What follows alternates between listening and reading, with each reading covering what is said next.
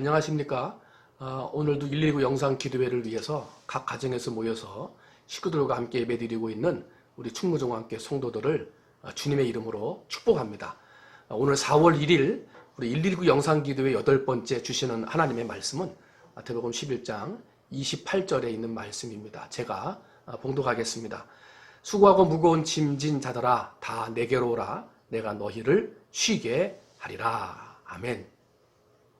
여러분, 이 땅에 태어난 사람은 모두가 다 수고하고 무거운 짐을 가지고 있습니다.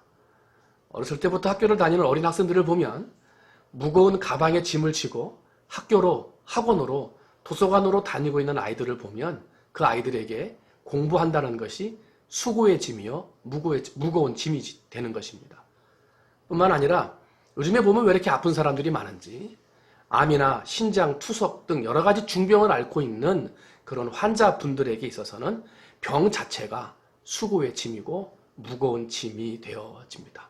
뿐만 아니라 부채를 가지고 있는 분들은 이 부채 늘 갚아야 한다는 그 부담감이 수고하고 무거운 짐이 되어져 인생을 억누르게 되어지고요. 또 부채가 아니더라도 수입원이 좀 적거나 수입이 없는 분들은 하루하루를 살아가는 것 자체가 수고하고 무거운 짐이 되어져 삶을 어렵게 하고 있습니다. 뿐만이 아니라 사람들은 누구든지 죄의 짐과 정죄의 짐, 이 죄라고 하는 짐을 가지고 있다 하는 것입니다. 시편 51편 5절을 보면 내가 죄악 중에서 출생하였으며 어머니가 죄 중에서 나를 잉태하였나이다 하고 다윗이 고백을 합니다. 다윗은요, 사람은 태어날 때부터 죄 가운데 태어나서 평생 동안 죄의 짐을 지고 살아가는 존재다라고 표현을 하고 있습니다.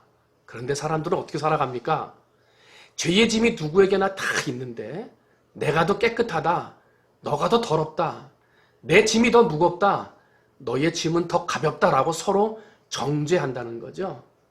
그런데 하나님 앞에서는요, 다 수고하고 무거운 죄의 짐을 진 그냥 죄인일 뿐이라는 거예요. 사람 간에 서로 대조해서 비난하고 정죄할 뿐이지 하나님 앞에서는 수고하고 무거운 짐을 진 인생이라는 거죠. 그래서 욥은 욥기서 5장 7절에 사람은 고생을 위하여 났으니 라고 표현을 하며 인생은 고생임을 이야기하고 있습니다. 여러분, 그러면 하나님이 사람을 창조하실 때 그냥 고생하고 수고하고 무거운 짐을 지고 가라고 사람을 창조하셨을까요? 그렇지 않다는 거죠. 그러니까 창세기를 보면 하나님이 천지 만물을 다 창조하신 다음에 마지막 날 아담과 하와를 창조하지 않으십니까? 그 다음에 아담과 하와를 창조하시고 모든 피조물에게 원하는 하나님의 마음이 있었습니다. 이게 뭐냐면 안식과 평안입니다. 하나님이 창조하신 모든 세상은 평안하기를 원했던 것이 하나님의 마음이었다는 거죠. 그러면 왜 이 평안과 안식이 깨져서 수고하고 무거운 짐이 생기게 되었느냐? 우리가 다 알죠. 창세기 3장을 보면 아담과 하와가 선악과를 따먹음으로 하나님 앞에 죄를 짓게 됩니다. 죄 때문에 수고하고 무거운 짐이 온 것입니다. 하나님이 만들어 놓은 평안과 안식이 깨어지고 수고하고 무거운 짐이 사람의 삶에 내어지게 되죠. 여러분, 창세기 3장을 보면 이 선악과를 따먹고 죄를 지은 아담과 하와에게 하나님이 벌을 내리시잖아요. 거기에서 수고라고 하는 단어가 처음으로 기록이 되었어요. 그래서 여자는 해산하는 수고를 해야 되고요. 남자는 어떻게 됐습니까? 남자는 평생토록 수고하여야 그 땅의 소산을 먹는다라고 하는 수고의 짐이 죄 때문에 생겨지게 되었다는 것입니다. 때문에 오늘 우리가 수고하고 무거운 짐을 지는 것은 결국은 죄 때문이다. 안식과 평안이 깨어진 것은 결국은 우리의 죄 때문이다 하는 것입니다. 그러면 이 수고하고 무거운 짐 그냥 안고만 가야 되는 것입니까? 그냥 그러려니 하고 참고 견디기만 해야 된다는 것입니까? 오늘 우리가 이 수고하고 무거운 짐을 이길 수 있는 방법을 여러분에게 잠깐 설명드립니다. 여러분, 오늘 본문 말씀 뭐라고 말합니까? 수고하고 무거운 짐진 자들아 그 다음 다 내게로 오라. 그러면 내가 너희를 쉬게 하리라 하고 예수님이 말씀하십니다. 하나님이 만드신 세상은 평안과 안식이었으나 사람의 죄로 끼어졌지만 그래서 수고하고 무거운 짐이 우리의 인생의 삶에 오게 되었지만 예수 십자가로 참된 자유와 해방을 안겨주신 하나님은 예수님을 통해서 초청하시는 거예요. 수고하고 무거운 짐을 졌느냐? 내게로 와라. 초청하십니다. 다윗왕은 시편 68편 19절에 날마다 우리 짐을 지시는 주, 곧 우리의 구원이신 하나님을 찬송할지로다 하고 고백을 했습니다. 날마다 우리의 짐을 지어주시는 분이 계시다는 거예요. 그분을 찬송한다 그랬어요. 여러분의 짐을 예수의 이름으로 맡기시고 그 예수님을 찬송하는 삶을 사시기를 주님의 이름으로 축원을 드립니다. 또 시편 55편 22절을 보면 세번역 성경으로 읽어드립니다. 너희 짐을 주님께 맡겨라.